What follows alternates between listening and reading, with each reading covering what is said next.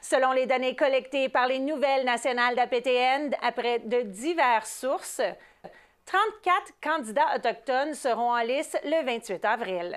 13 d'entre eux se présentent en tant que PND, 12 appartiennent au Parti libéral, 6 le sont avec les conservateurs, le Parti vert en a 2 et le Bloc québécois 1.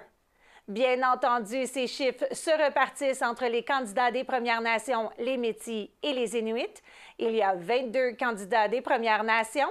8 d'entre eux sont libéraux, 7 sont membres du PND et 5 sont conservateurs. Le Bloc et les Verts ont chacun un candidat issu des Premières Nations. Sur les 10 candidats métis qui se présentent à cette élection, 5 sont du PND, 3 sont libéraux, tandis que les conservateurs et le Parti vert ont chacun un. Il reste donc 2 candidats inuits divisés entre les libéraux et le PND. Sur ces 34, il y a 7 candidats en exercice, dont 4 sont des noms bien connus des médias. Hamy Baptiste pour Cap-Breton, Kenso Antigonish s'est inscrit pour remplacer Justin Trudeau comme leader du Parti libéral au début de l'année avant de se retirer.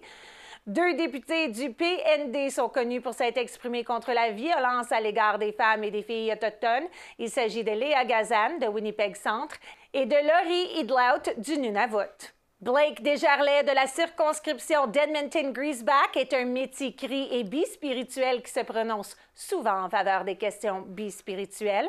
Au-delà des candidats connus au niveau fédéral, il y a également des candidats des Premières Nations qui ont occupé des postes de direction dans leur propre communauté ou région. Tanya Cameron et Charles Fox sont candidats dans la circonscription de Kenora-Kinuwetinoong dans le nord de l'Ontario, tandis que Rebecca Chartrand espère obtenir le siège de la circonscription de Churchill-Kiwatinookaski, dans le nord du Manitoba. Ces districts sont 2 des 36 que l'APN considère comme des circonscriptions clés où les électeurs des Premières Nations pourraient voter de manière décisive. 2 autres candidats autochtones notables sont Gilbert White Duck dans Pontiac-Kitigan-Zibi et Billy Morin dans Edmonton Northwest. Tous 2 ont été chefs dans leur communauté d'origine.